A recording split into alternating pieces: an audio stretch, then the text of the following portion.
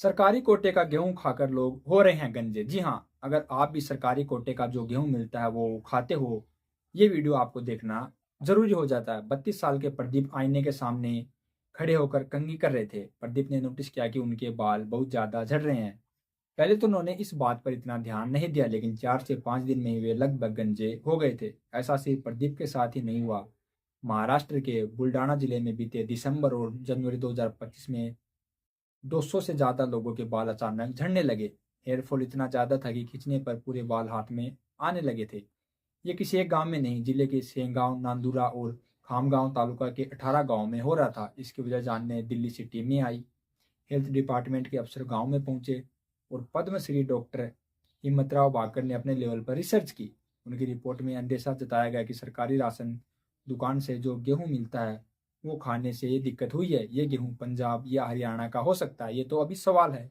हालांकि कलेक्टर के मुताबिक गेहूं कहाँ से आया उन्हें इस बात का नहीं पता है। प्रभावित लोगों के अलावा अफसरों और डॉक्टर हिम्मतराव भाकर से भी बात की।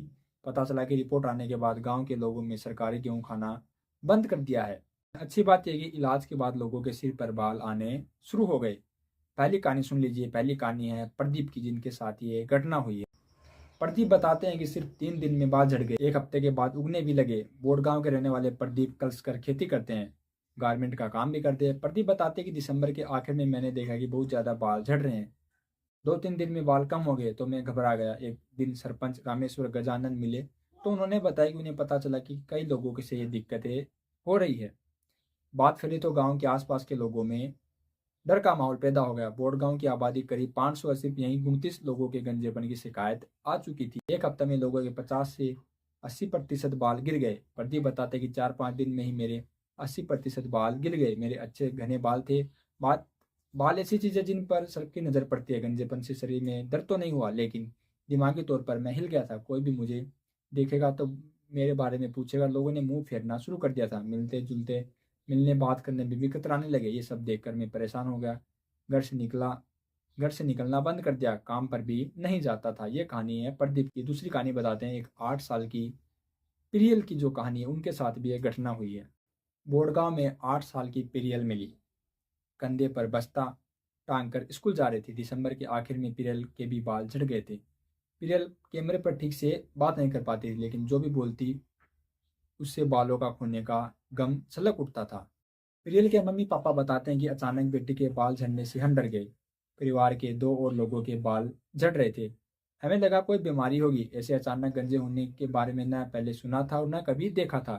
बीमारी से बाल झड़ते भी हैं तो धीरे धीरे। एक हफ्ते में ज्यादातर बाल गिर गए थे। ये तो बहुत डरावना, एक भयंकर था। बाहर के लोग फेरी वाले तक गांव में आने से डरने लगे। बोड़गांव के लोगों में बाल झड़ रहे हैं, ये खबर आसपास के गांव में भी फैल गई। दूसरे गांव के लोगों ने बोड़गांव में आना बंद कर दिया। व्यापारी, फेरी वाले और जरूरत की चीजें पहुंचाने वालों ने भी गांव से दूरी बना ली। बोड़गांव के सरपंच रामेश्वर गजानन बताते कि 28 दिसंबर को गांव में पहला केस आया। एक परिवार में 8 और 12 साल के 2 बच्चों के साथ उनकी मां के बाल झड़ने लगे। रात में सिर में खुजली हुई। सुबह कंघी की तो से बहुत सारे बाल आ गए। 2 दिन में तीनों के आधे से ज्यादा बाल झड़ गए। शुरुआत में उन्होंने एक पहचान के डॉक्टर को दिखाया। डॉक्टर ने बताया कि शैम्पू और साबुन की वजह से ऐसा हो सकता है। इसके बाद 4-5 दिन में और ज़्यादा बाल झड़ने लगे।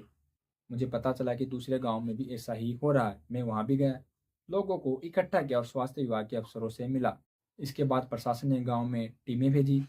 14 से 17 जनवरी तक ICMR और दिल्ली एम्स की टीमें आई। प्रभावित लोगों और उनके घरों में गेहूं, चावल, पानी, मिट्टी के सैंपल लिए।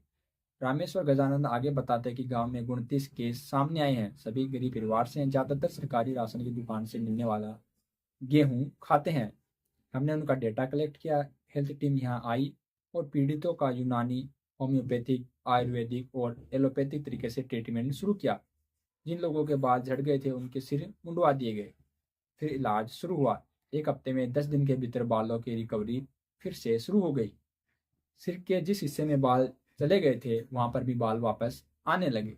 अब भी लोगों को बदनामी का डर था। कैमरे पर बात नहीं करते लोग। पूरा बोर्ड गांव घूमने के बाद सिर्फ प्रदीप और पीरल ने ही बात की। उनके अलावा कोई भी कैमरे पर नहीं आया। हम एक परिवार से मिले। उनके 27 साल के बेटे को गंजेपन की दिक्कत थी। लड़के की मां ने हमें देखते ही लड़के की मां ने हमें देखते ही पति से चेहरा छिपाने के लिए कहा। उन्हें डर था कि अगर फोटो मीडिया में आ गई तो बदनामी होगी। माँ बोली कि बेटे की कुछ दिन बाद शादी है, ये सब पता चला तो उसकी शादी टूट जाएगी। रिसर्च में दावा, सरकारी गेहूं में ज़्यादा सेलेनियम, इससे बाल झड़े। मेडिकल रिसर्च और पद्मश्री अवार्ड डॉक्टर हिम्मतराव बावस्कर बुल्डाना के रहने वाले। उन्होंने पता चला कि आसपास के गांव में लोगों को गंजेपन की दिक्कत हो रही है।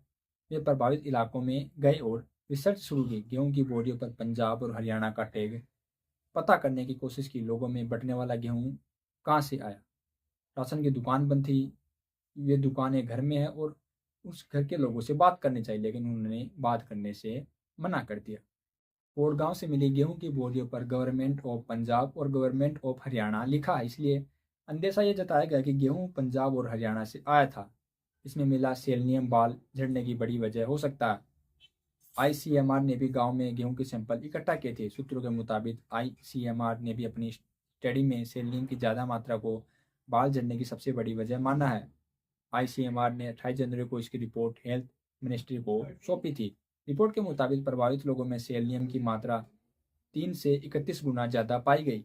इलाके में गेहूं का सैंपल लिया गया, उसमें 2 से 8 गुना तक ज़्यादा सेलेनियम मिला। पंजाब के होशियारपुर और नवाज शहर में ज़्यादा सेलेनियम की दिक्कत है। डॉक्टर भावरकर बताते हैं कि हमने पीडीएस से मिलने वाले गेहूं के अलावा बुल्डाना के आसपास उगने वाले गेहूं और दूसरे अनाजों का टेस्ट करवाया। लोकल अनाजों में सेलेनियम की मात्रा सामान्य मिली। इसके बाद मैंने पंजाब और हरियाणा में होने वाले गेहूं उत्पादन पर रिसर्च की। पंजाब और हरियाणा हिमालय की शिवालिक पर्वतमाला के फुटहिल में हिमालय की इस रेंज में फॉसिल की वजह से सल्फर ज़्यादा है। यही वजह है कि यहाँ प्राकृतिक संसाधनों में सेलेनियम की तादाद काफ़ी ज़्यादा है। पंजाब के होशियारपुर और नवाज शहर में सेलेनियम की सबसे ज़्यादा दिक्कत है। कहाँ से आया हमें नहीं पता। बुल्डाना के कलेक्टर डॉक्टर किरण पाटिल से हमने पूछा कि अचानक गंजेपन की दिक्कत का क्या कारण है।